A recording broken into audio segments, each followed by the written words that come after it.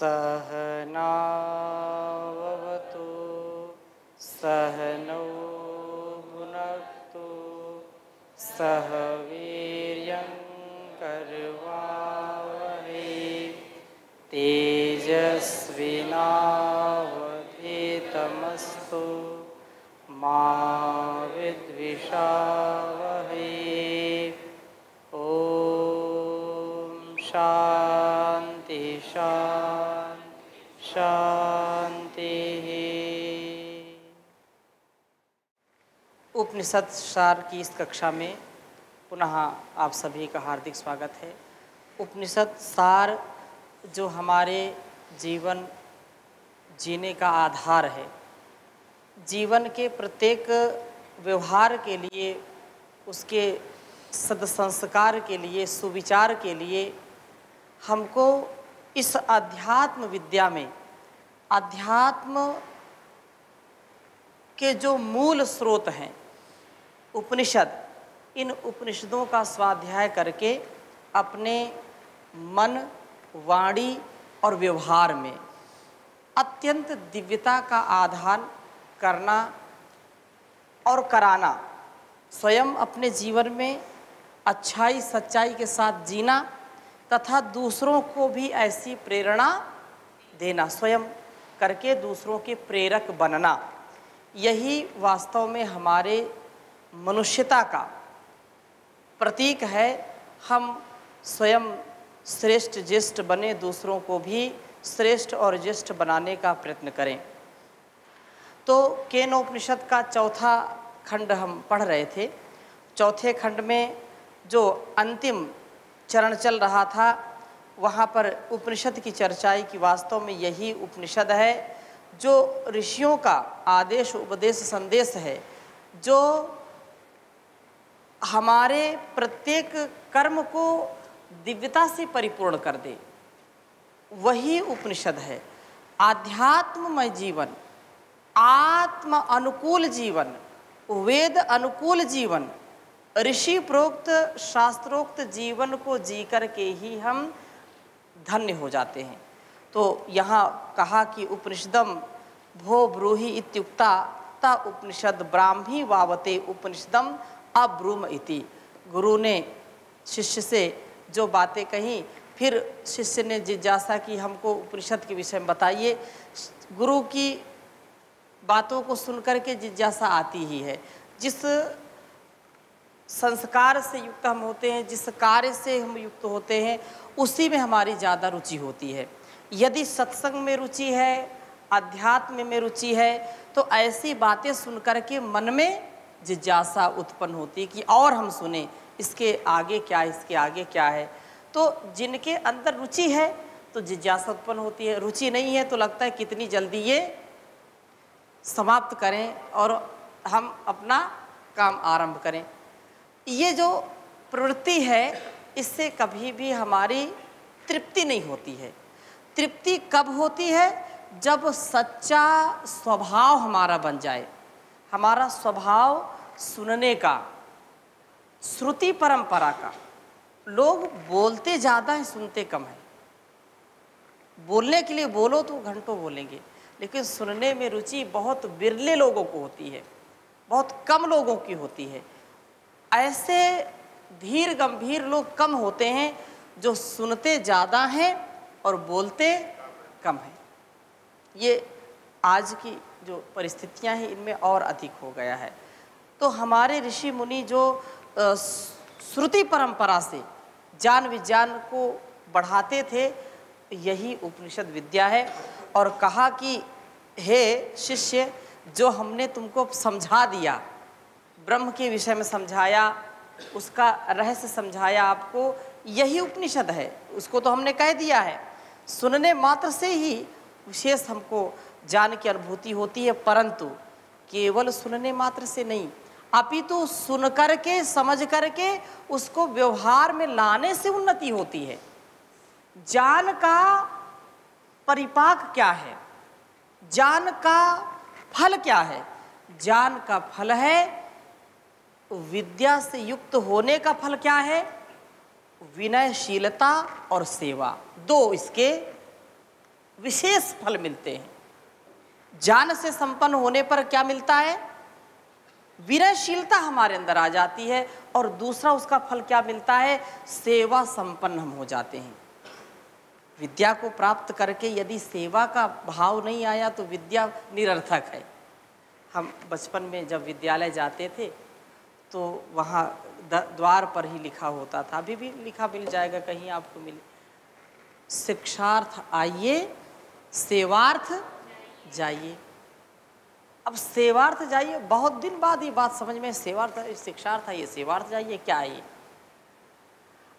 जीवन में जो शिक्षा है उसका परिणाम क्या है?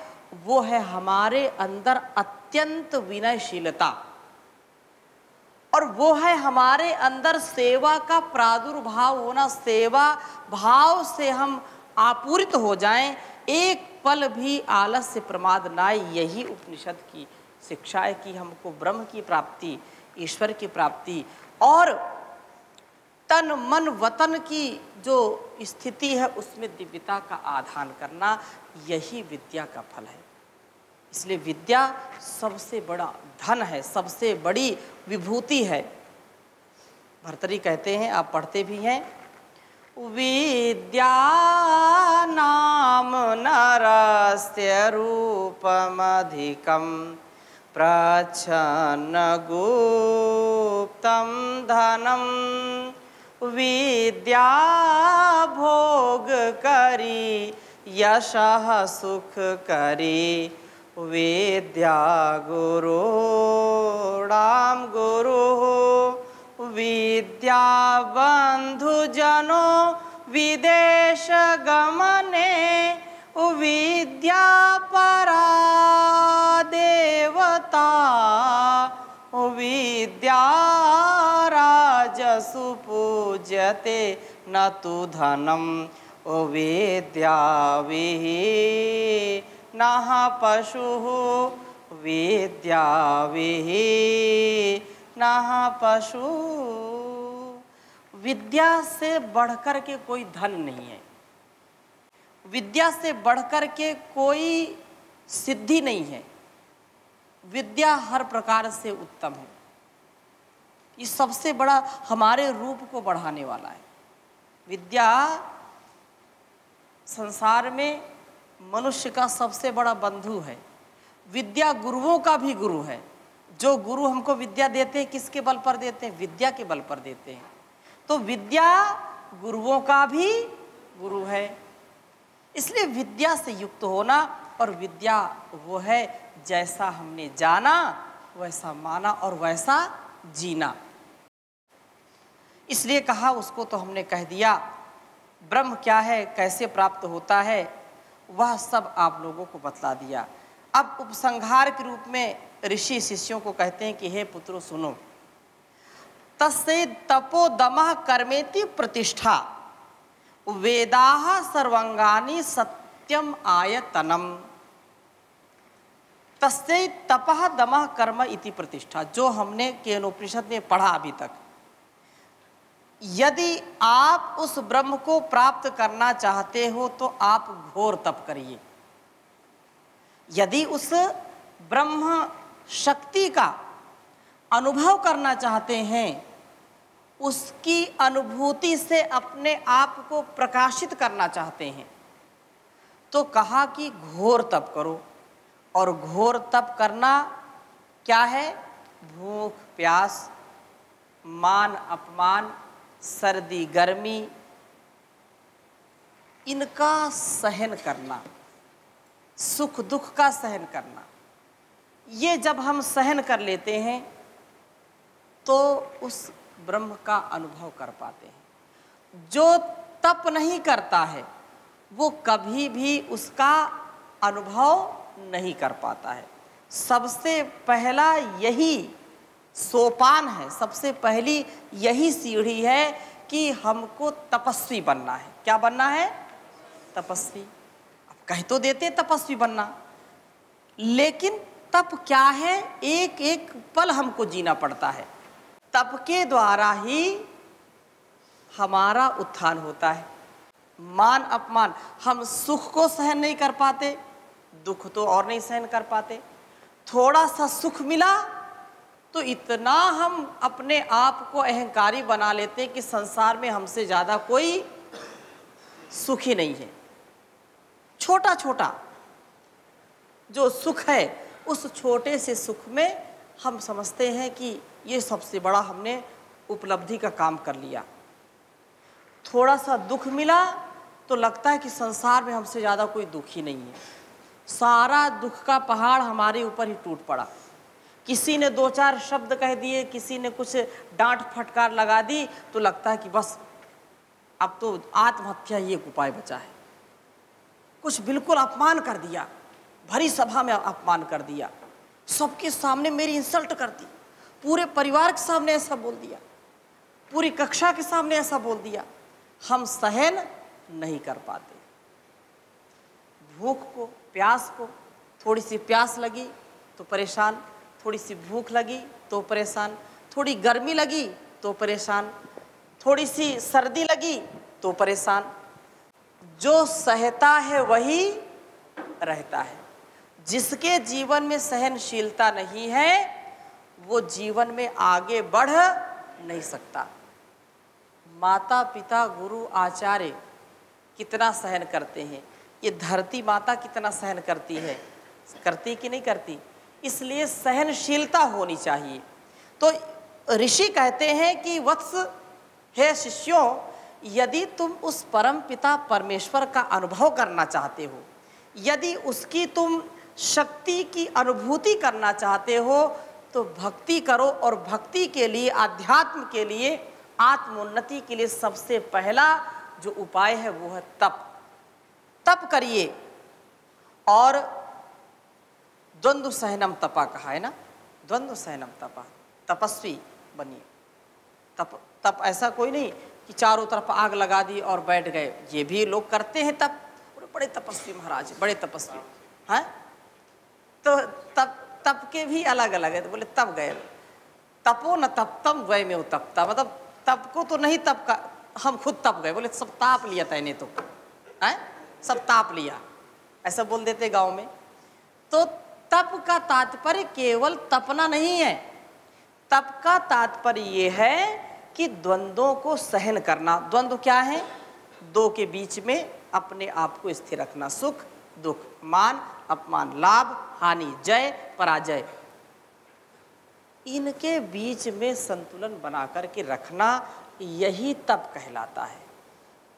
हम समझ नहीं पाते।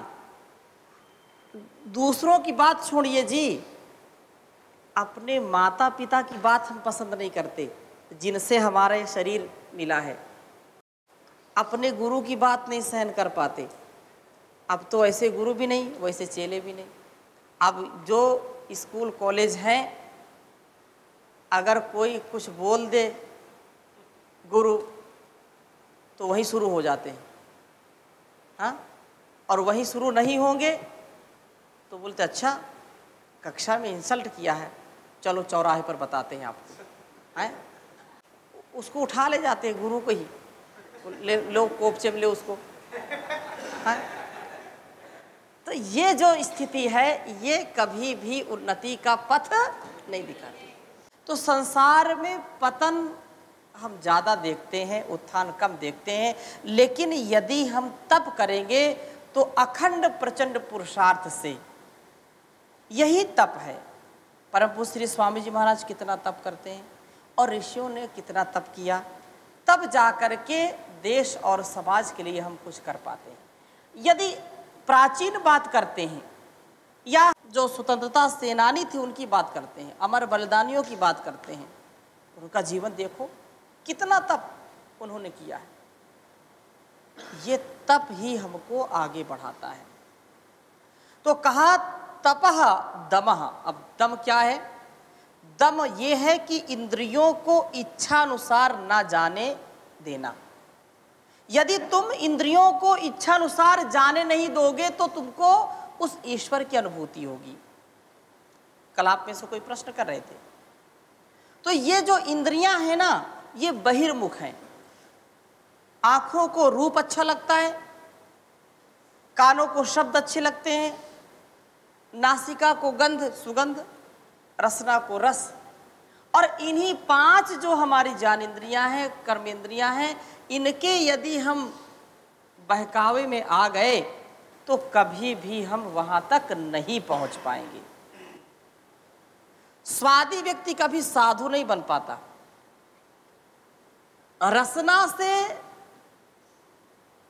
जो अपने आप को नहीं बचा पाता वो कभी संयमी नहीं बन सकता, कभी जितेंद्रिय नहीं बन सकता। तो रसना की वासना पर पूरा नियंत्रण, इसलिए कहा इंद्रियों को इच्छानुसार न जाने देना। दम दम कर्मेति प्रतिष्ठा, जब इनको अपने अनुकूल जब तक नहीं बनाओगे और वेदोक्त यज्ञ याग उपासना का निरंतर अनुष्ठान नहीं करोगे तब तक उसको नहीं पा सकते।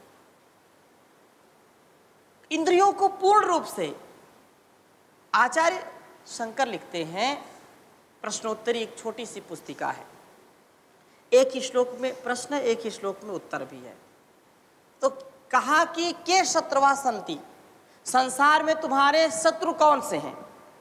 के शत्रुवा संति, तो उत्तर दिया निज इंद्रियाणी, हमारी स्वयं की इंद्रियां ही संसार में सबसे बड़ी हमारी शत्रु हैं। सबसे बड़ा यदि कोई एनेमी है तो वो हमारी इंद्रियां हैं, हमारी दुश्मन हमारी इंद्रियां हैं। फिर वही प्रश्न किया कि शत्रुवा संति निज इंद्रियाणी, और कहा मित्र कौन है? तो कहा तानेव मित्राणी जितानी यानी, तानेव मित्राणी जितानी यानी, जिस व्यक्ति के द्वारा ये इंद्रियों को जीत लिया जाता है वही जितेंद्रिय व्यक्ति, इंद्रियां उसकी मित्र बन जाती। जो इंद्रियों को जीत लेता है वही इंद्रियां जो उसकी शत्रु थी वही सबसे बड़ी उसकी मित्र बन जाती हैं। इसलिए इंद्रियों पर पूरा संयम, पूरा नियंत्रण होना चाहिए। ऋषि आगे कहते हैं कि जो हमने जाना, जो समझा, जो तप किया और जो दम है, इंद्रियों का दमन है, इसको कर्मेति, कर्मानुष्ठान, वेदोक्त कर्मों को करना और वेदों की शिक्षा, कल्प, व्याकरण, निरुक्त, छंद, ज्योतिष आदि, इन 4 जो वेद हैं, इन 4 वेदों के जो अंग उपांग हैं, वेदांग हैं, इनका स्वाध्याय करना और षड दर्शन का स्वाध्याय करना, उपनिषद का स्वाध्याय करना, यही हमारे लिए सत्यम आयतनम, सत्य ही बोलना और मानना, तदनुसार कर्म करते हुए, जो सत्यम वद धर्मम चर, सत्य बोलो और धर्म का आचरण करो। सत्यम ब्रूयात प्रियम ब्रूयात, सत्यम शिवम सुंदरम, सत्यम ज्ञानम अनंतम ब्रह्म। तो कहा कि वेदाः सर्वांगानि सत्यम आयतनम, ऋषि कहते हैं कि सत्य ही बोलना और ऐसा मानना, वैसा ही कर्म करना, जो सत्य स्वरूप परब्रह्म है उसके सहारे रहना, अर्थात इधर उधर की सब बातें छोड़ करके ईश चिंतन में ही मन को लगाना, तथा किसी भी काल में, किसी भी हाल में, हर हाल में खुश रहना, चाहे मेले में रहें, चाहे अकेले में रहें, चाहे झमेले में रहें, हमेशा आनंद में रहें, आनंद में रहें, ये कहा सत्यम। और ऐसा कोई विरला साधक होता है।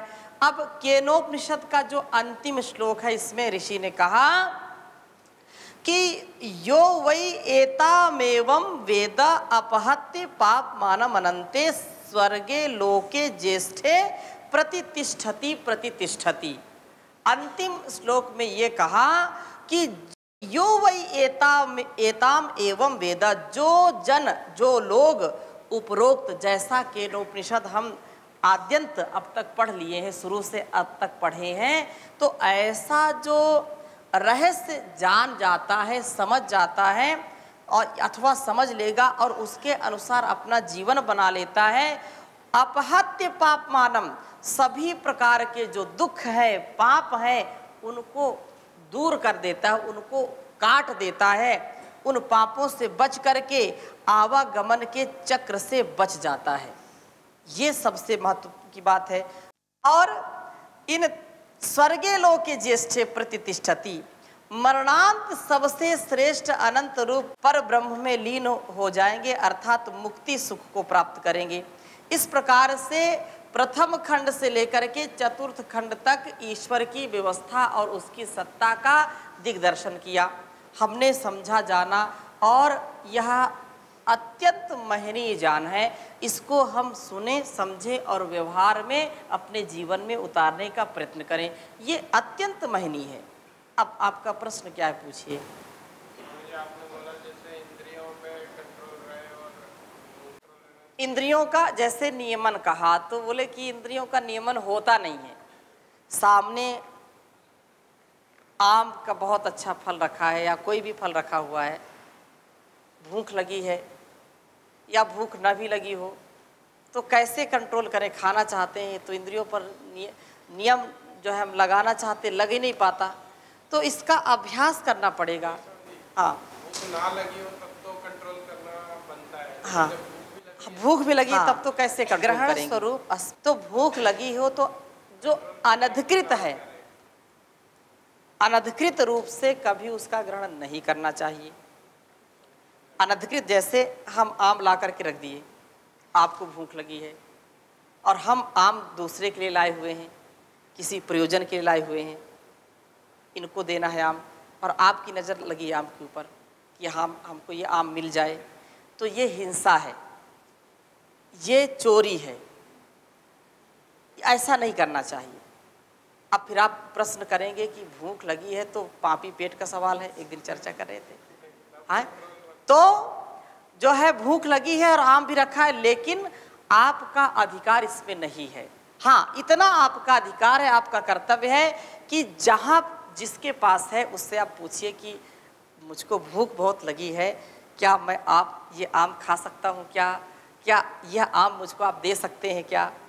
तो इससे एक कार्य के लिए, एक समस्या के समाधान के लिए अनेक उपाय हैं। लेकिन यदि हम अनधिकृत रूप से किसी पदार्थ को, किसी स्थान को, किसी भी वस्तु के कोई भी कार्य अनधिकृत रूप से करते हैं तो वह हमारे लिए कल्याणकारी नहीं होता है। मनुष्य में और पशु में यही अंतर है। कुत्ते को आप 2-4 डंडे मार दीजिए, रसगुल्ला रख दीजिए, जो भी खाता है वो रोटी रख दीजिए, और जैसे ही आपकी नज़र वहाँ से हटी रोटी उठा कर ले जाएगा। और कभी मनुष्य के ऊपर ऐसा आप करके देख लीजिए, रसगुल्ले से भरी थाली रख दीजिए और 2 तमाचे मारिए उसके, दोबारा तुम चाहे कितने भी व्यंजन ला करके उसके सामने रख दो, खाएगा नहीं, यदि वह स्वाभिमानी व्यक्ति है तो। ठीक है ना? उसकी भूख हिरन हो जाएगी, चाहे 4 दिन भूखा रहे, खा नहीं सकता। कि खाएगा? नहीं खा सकता। यही मनुष्यता है, यही विचार है। और किसी कोई प्रश्न? जी, बिल्कुल सत्य है, बहुत सुंदर प्रश्न किया है, लेकिन अभी समय समाप्त होने वाला है, इसकी चर्चा हम कल करेंगे। इनका प्रश्न है, कुछ लोग जो बोलते हैं जो होता है अच्छा होता है, और जो भी होता है उसके पीछे भगवान का हाथ होता है। तो इधर से पाकिस्तान और चाइना जब इधर भारत देश में जो है आक्रमण करता है तो अच्छा होता है, ऐसा आप समझें, और उसके पीछे भगवान का हाथ होता है। घर में किसी की चोरी हो जाए तो ये अच्छा होता है, और वो भगवान का हाथ होता है। ये अलग अलग दृष्टि है। किसी का एक्सीडेंट हो जाए और ये बोले कि जो होता है अच्छा होता है, उसके पीछे भगवान का हाथ होता है।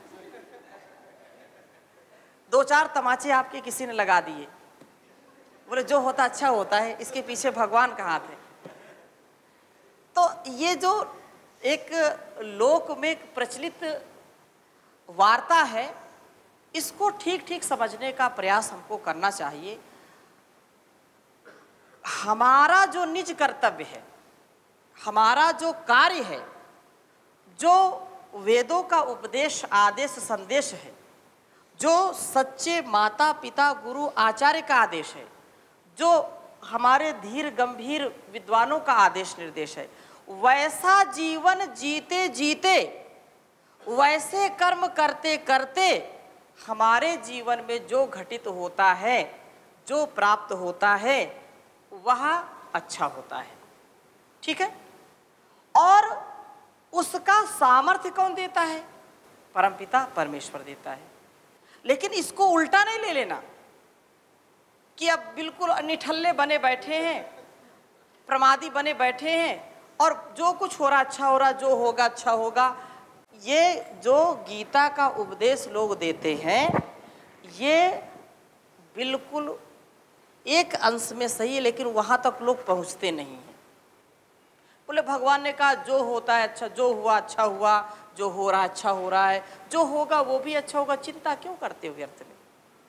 अच्छा व्यक्ति रोगी हो गया तो वो सब बोले ठीक है जो हुआ अच्छा हुआ, रोगी बढ़िया। किसी को कोरोना हो जाए और आप उसको जाकर के ठीक है जो हुआ अच्छा हुआ, अब आगे जो होगा वो भी अच्छा होगा, तुम चिंता मत करो। ये ठीक बात होगी कि नहीं होगी? ये नहीं होगी। इसके विषय में हम कल और चर्चा करेंगे। अब यहीं पर विराम देते हैं। ओम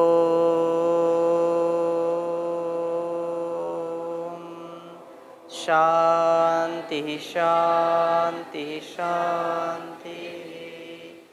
ओम श्री परमात्मने नमः।